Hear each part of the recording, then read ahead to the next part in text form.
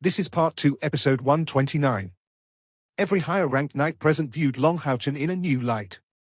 In addition to their curiosity, he gained their respect. Although they didn't know how Long Houchen destroyed that demon god pillar, how could this be done by chance? The old man from before stood up and beat his chest with his right fist. I, auxiliary head of the Knight Temple, Holy Knight He-Jan, apologize for questioning this decision. You spread the knight's glory, and deserve the title of Saint Knight Head. Long Houchen returned the politeness with haste, for the knight's glory. Almost all the other knights present repeated Long Houchen's sentence, for the knight's glory. In terms of a contribution made for the Temple Alliance, the mere accomplishment of being the first person to ever destroy a demon god pillar was enough to make his honor and glory unquestionable in their eyes. He-Jan nodded to Long Houchen before turning to look at Long Qianying. Head, since 12th Golden Knight made such a great contribution, how about getting rid of the appellation of provisional, and add the title of auxiliary temple head? What is a holy knight? That's a knight of the 9th step that has just never obtained the approval from a divine throne. And this holy knight He-Jan was an auxiliary temple head of the Temple Alliance as well. Long Qianying shook his head. No need.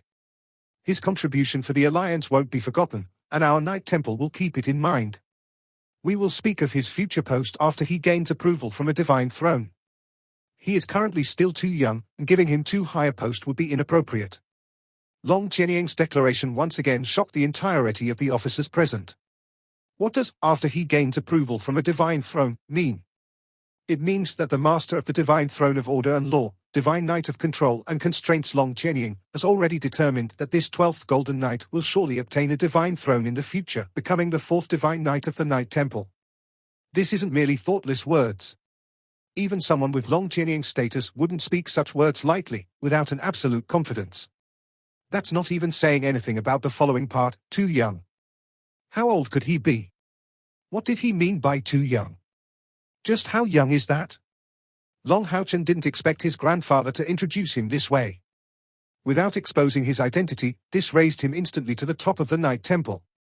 After a short time of confusion, Long Houchen understood his grandfather's intention. Long Qianying did it for very simple reason, to build up his influence, and prepare his future. To both Long Qianying and Yang Haohan, in the future he will be bound to take up the duty of the head of the Knight Temple. But right now Long Houchen certainly didn't have an important position or influence in the Knight Temple. As it stood, even if he became a divine knight in the future, his approval within the Knight Temple would hardly be assured. The two divine knights were aiming at building his notoriety within the Knight Temple in order to have him gain the approval of more of these high-ranked knights. Having him take the title of Provisionary Saint Knight Head was also for this, for his future approbation and influence. He-Jan wrinkled his brows, asking intuitively, Head, may I ask how old 12th Golden Knight is? Could he be even younger than Xinyu was back then? Long Qianying replied after a short time of silence, the day he becomes a divine knight, everyone will be aware of this truth. At the moment, it has to be kept secret. That applies to everything I just revealed. All right, now it is time to start the meeting. From this moment onwards, Long Houchen formally became the Provisional Saint Knight Head. This meant that he gained a role to play among the higher-ups of the Knight Temple. Long Qianying designated a vacant seat for Long Houchen. This time, Long Houchen couldn't avoid that, and could only take up the seat. As if it was a matter of course, and you followed him to his seat, instead of remaining behind Long Qianying. In fact, he was first and foremost Long Houchen's retainer. From this, everyone became even more curious regarding Long Houchen's identity. Some even started to wonder whether this person could really be the Saint Knight Head Han Qian. Otherwise, why would Han Qian's grandson, Temple Knight of the 7th Step, follow him, instead of standing behind Long Qianying, who just announced his qualifications to attend this meeting? The highest military council in the dragon-resisting mountain pass started, and the high-ranking officers present had their duties clearly divided, as they summarized the statistics regarding the battlefield. This included the casualties on their own side, the estimations of the enemy's casualties, and a summary of the current forces at the enemy's disposal. For now, Long Houchen only acted as a listener, but he understood well why his grandfather brought him here, and therefore listened with great seriousness. Given his astonishing ability to remember, he only need to put forth a little attention to record all these statistics in his mind. In the previous battle, the Knight Temple's casualties weren't important. A lot were wounded, but there weren't many heavily wounded or deceased. This was related to the tactics used by the Knight Temple because this was a war of attrition. Starting from the initial stages of the war, the Knight Temple attached a great importance to healing their own troops. The wounded soldiers would immediately be replaced and get treated, to avoid unnecessary death. After all, although the Knight Temple's military strength couldn't compare with the demons, the dragon-resisting natural fortress didn't need a lot of defenders. Cycling their troops of less than 20,000 men in order to minimize casualties was Long Qianying's most basic strategy, and the fact that the Knight Temple managed to persist for so long was closely related to this. Of course, such a strategy had its perks but also its downsides. It was very detrimental to the soldiers' morale, and would hardly enable them to deal a fatal strike to the enemies, keeping them in a passive situation as defenders. After listening to the summarized statistics, Long Qianying declared, based on our investigations, the demon food has already reached its bottom line. In today's battle, they were planning on weakening our forces, as well as making some food from their own side. But they didn't expect this surprising turn of events, resulting in their retreat without obtaining any supply of food. Therefore, I estimate that after the demon side adjusts, they will very rapidly come for the next attack. So everyone has to stay on high alert to keep doing a good job in defending. This last battle was, for the Knight Temple, not only a victory, but a call to the Knights' willpower. They were originally unable to hold back, but hearing about Long Qianying's change of stance, they naturally felt great excitement. The auxiliary head He Jun reacted first. Head, I approve a combination of offense and defense, but shouldn't we also consider this at length, and avoid taking big risks? As a matter of fact, the defense of the dragon-resisting mountain pass is the most important to us. Although the passive plans previously formulated by Long Qianying didn't gain every knight's approval, who would dare oppose him? Indeed, He Jun was his greatest supporter. The actual fact that they managed to last for a year and a half proved that Long Qianying's strategy was correct. Although restraining the soldiers left them sullen, the number of casualties in the Knight Temple never left the safe range, while the demon casualties kept increasing continuously. In particular, since they cut their supply of food this way, this forced the enemy to use their own corpses as food, increasing the damage even further. The nasty environment also kept weakening them with greater and greater efficiency. Long Qianying nodded, I have an idea. Let us discuss it together. At the current stage, as long as Saminaga does not mobilize the 3 Demon Emperor legions, our defense won't have any issue. Even if he does, we can go all out, which will very possibly result in mutual destruction. As you said, comrade, even if we attack the enemy, we will still have to put the greatest priority on defending the dragon-resisting mountain pass. At the same time, we have to do our best to minimize our losses. Therefore, I suggest that we opt for a blitzkrieg strategy. Using the best elite knights to raid the enemy forces, retreating rapidly after each attack, we will efficiently kill the enemy while ensuring our survival even further. This would aim at restricting the demons while weakening their forces. He Jun nodded, I agree with your proposal. Transferring large troops to confront the demons head-on is impossible, as it would be akin to abandoning our advantage. But having small elite forces raid the demons could be very effective. Long Qianying declared, everyone can give their own view. If you have a good idea, feel free to share it, so that we can discuss it. What followed wasn't an exchange of ideas, but an upsurge of requests for participation. Almost every one of the high-ranking officers present expressed their wish to lead the elites to raid the demons, inflicting heavy damage to the enemy. The atmosphere in the whole room became extremely enthusiastic all of a sudden. The strategies and tactics were improved gradually, but the real contributors were very few. Among those were Long Haochen and Han Yu. At night, the whizzing north wind could occasionally be heard whimpering. In the demon camps, aside from the area around the 8 brightly lit demon god pillars, everything appeared calm and monotonous. In such a cold weather, no matter how domineering the demon commanders were, the demon troops would still need to rest in their own camps. Their patrols were very few, since after all, so far they had always been the ones on the offensive. The Knight Temple was like a turtle withdrawn in its shell, never coming out of their forts, and letting out an impression of inertia. The freezing cold area around the dragon-resisting mountain pass reached 40 C at nighttime. This bitter cold greatly affected both demons and humans. For the sake of taking care of this northern battlefield, the demons transferred almost all the thick tents they could hear, so that as many of their troops could rest inside as possible. At first, it was really quite hard. Over 1 million elite troops having gathered here, having all of them sleep in good conditions was not easy given their level of culture. But as the Holy War went on, the casualties also increased continuously, and the demons also had to replace their troops. And now, their army could finally just barely be accommodated in their camps. In each 20 square meters tent resided at least 10 demons. That is, with the exception of the demonic bear who were grouped by 4 or 5. This way they were stuck in physical contact distance with each other, but at least the benefit was that this enabled them to warm up each other. These unsophisticated camps extended over the length of 5 kilometers, with each tent inseparably close to each other, attempting to resist the terrible cold. The demon god of death Saminaga was worthy of being called one of the demon's 5 pillars. He didn't have the advanced demons reside in the camps, but outside, letting only the rather low-level demons inside. Among them were the 3 demon emperor legions, stationed in 3 different directions from the camps. This was obviously not only because of the advanced level demons' higher resistance to cold, but more importantly, if humans really launched an attack on the demon camps, the stronger ones guarding outside would have an easier time to resist.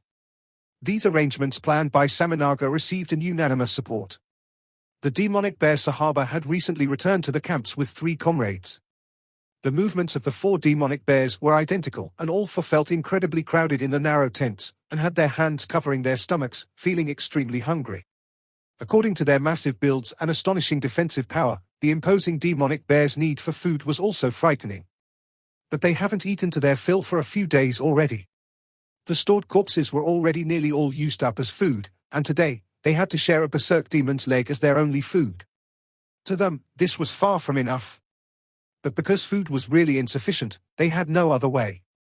With 8 great demon gods standing on guard, who would dare make a fuss? Wouldn't that be close to suicide? So at sunset, they hurried back to the camps to rest. Sahaba's group was still well off. They belonged to the 4th Demon Emperor Legion, and had an extremely privileged treatment within the demon army. The lower-ranked demons had mostly not eaten for 1 or 2 days. Before the last battle, the demon army should have had sufficient food, but who expected Saminaga to have been left with no choice but to retreat? Very few corpses could be brought back, which was totally insufficient to replenish their food supply. And who knew when food supplies would arrive from the rear? The demon high-ranking officer all knew that at this rate, their army would die of hunger, but what could they do about an order personally issued by the demon god emperor? From the beginning of the war, 1.5 years had passed. The demon armies lost at least 1/3 of their troops since then, several million demons having already died. Although the damage inflicted to the human 6th Great Temple was also considerable, the demons deceased were at least 5 times higher than the humans. And this difference only kept increasing. The fact that the demon god emperor's Devil Dragon clan, the Moon clan, and the Star clan still had yet to appear in the battlefield became the greatest issue. Many demons, including even demon gods, didn't understand the reason for this. In their point of view, the mere appearance of the demon god emperor in the battlefield was sufficient to guarantee the destruction of any human fort.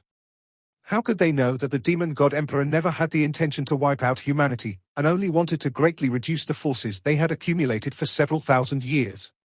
The 4 demonic bears were whispering together, full of hunger and devoid of energy.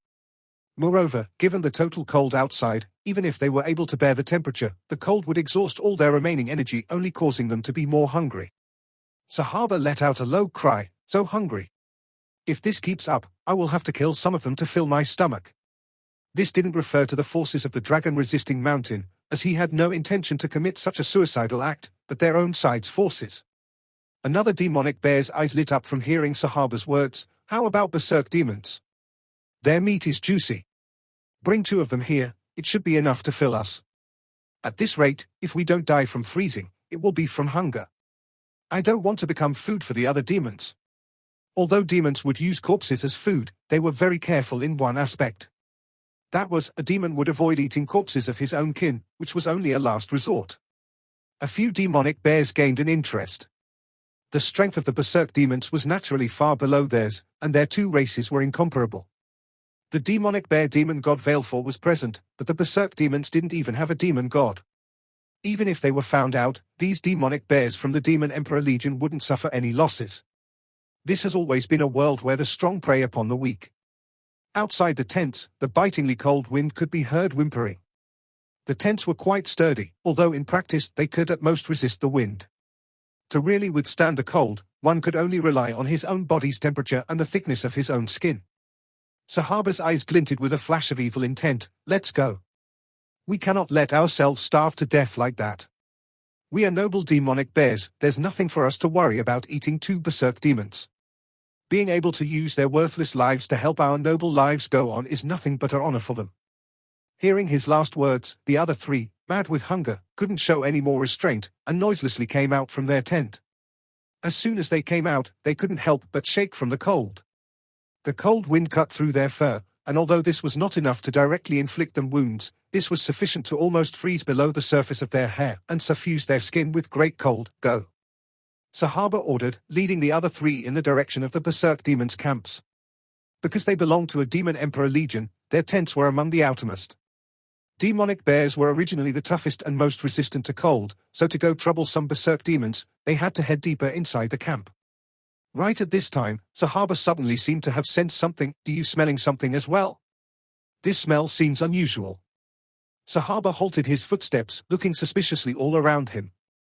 Under the biting cold wind, outside of the camp was pitch black, and nothing of the surroundings was visible. One could only vaguely see some light at the distant dragon-resisting mountain. But because of the excessive distance, the light from the dragon-resisting mountain pass seemed to be out of range from here. Another demonic bear replied, Sahaba, you must be really hungry. Could you be sensing the smell of barbecue? I am so hungry for barbecue. Hearing this, the whole bunch of demonic bears, including Sahaba, couldn't help but take a gulp of saliva. Right? What could beat a delicious barbecue? Just when Sahaba believed he had made a mistake due to his excessive hunger, a figure touched his back without a sound. This figure was completely wrapped in a large cloak, as if melting into the darkness. And around his body appeared some clear twisting light, causing his body's aura to vanish inside. A golden light flashed and was sensed by Sahaba's group of four at the same time as an ice-cold heat attacked them. The next instant, the four of them turned into corpses without any knowledge, as they simply fell to the ground. On each of their four skulls appeared a little blooded hole, piercing through their brain without leaving the slightest opportunity to even make a sound or launch an attack. But the toughest part of a demonic bear is his skull. What monstrous strength would be needed to accomplish this? There was no need at all to worry about the reeking smell of blood being diffused. In such a freezing cold, the four corpses didn't even have blood spread out, and directly turned into ice.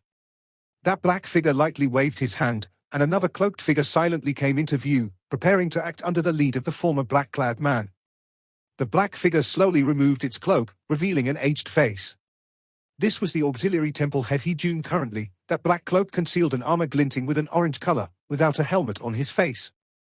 A total of 50 people had come along with him. All had fluctuations around them. These fluctuations were similar to Long Houchen's barrier of mental energy, enabling them to conceal their presence and were given off by a special piece of equipment. Mental attribute category: in the whole 6 great temples, the Night Temple was second only to the Mage Temple in their possessions of spiritual tools, having quite a few of them. These powerhouses from the Night Temple all had a necklace of spiritual protection. In a tent among the demon armies. Currently, Saminaga the demon god of death was still awake, and was gathered with the other demon gods. Among the 8 of them 7 came. Only the berserk demon god Arnan was absent. Actually, Arnan had vanished at the beginning of the Holy War. Only his demon god pillar was left here, by order of the demon god emperor. Against Arnan, even the status of the demon god of death Saminaga was useless. Arnan's individual strength was enough to compete with the top 5 demon gods, and was at least not below Saminaga and Marbas.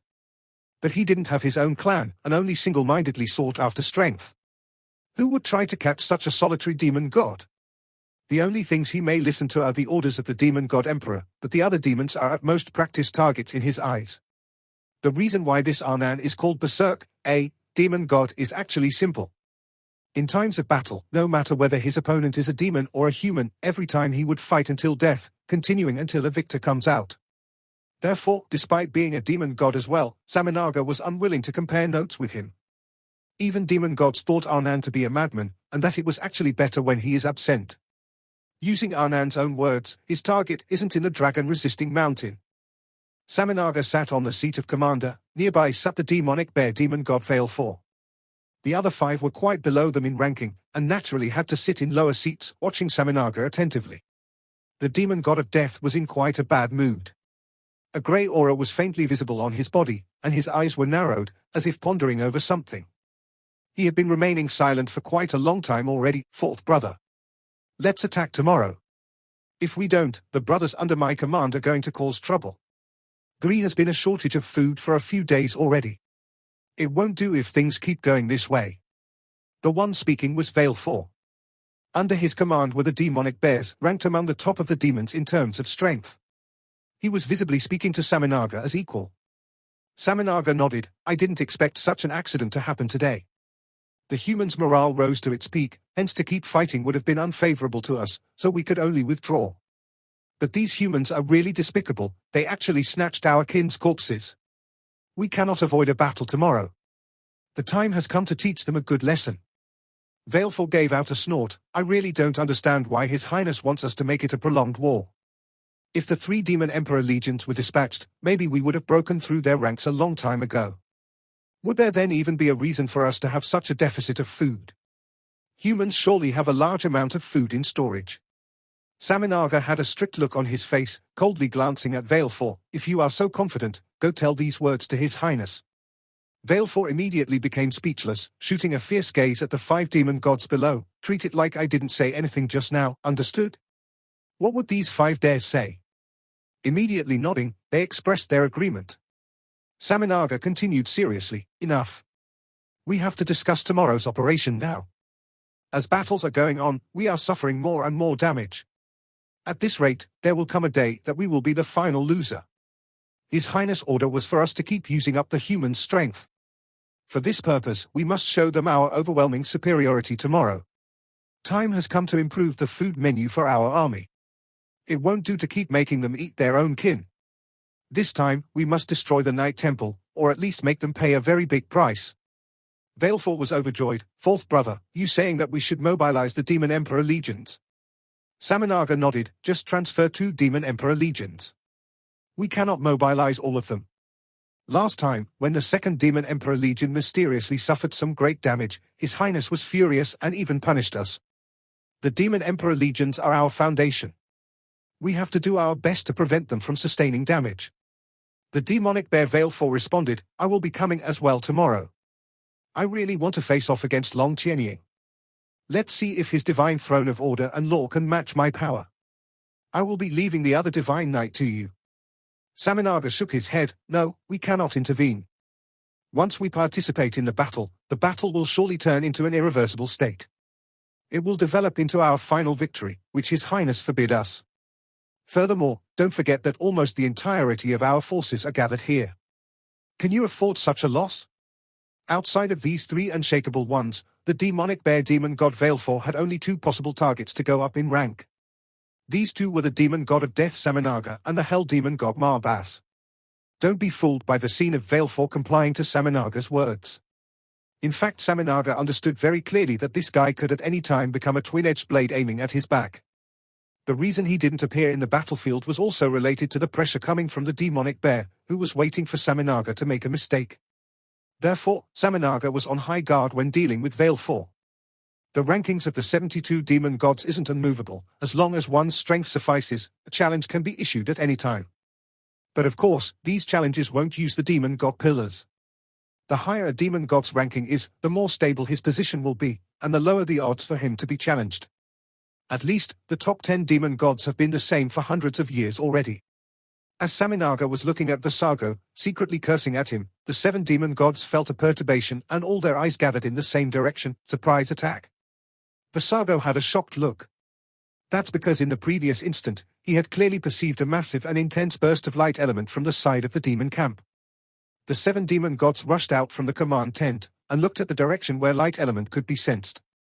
With just a look, dozens of glowing lights were seen rising to the sky, glistening in the night sky. Immediately, massive balls of light fell in the midst of the demon camp. Each of these balls of light reached 1 meter in diameter, and were heading down toward the same direction. After these dozens of balls of light flew out, several dozen golden figures soared up, shooting back to the direction of the dragon-resisting mountain pass. No good. Saminaga shouted loudly, dashing madly. Given his tyrannical cultivation, a mere instant sufficed for him to cross the whole camp.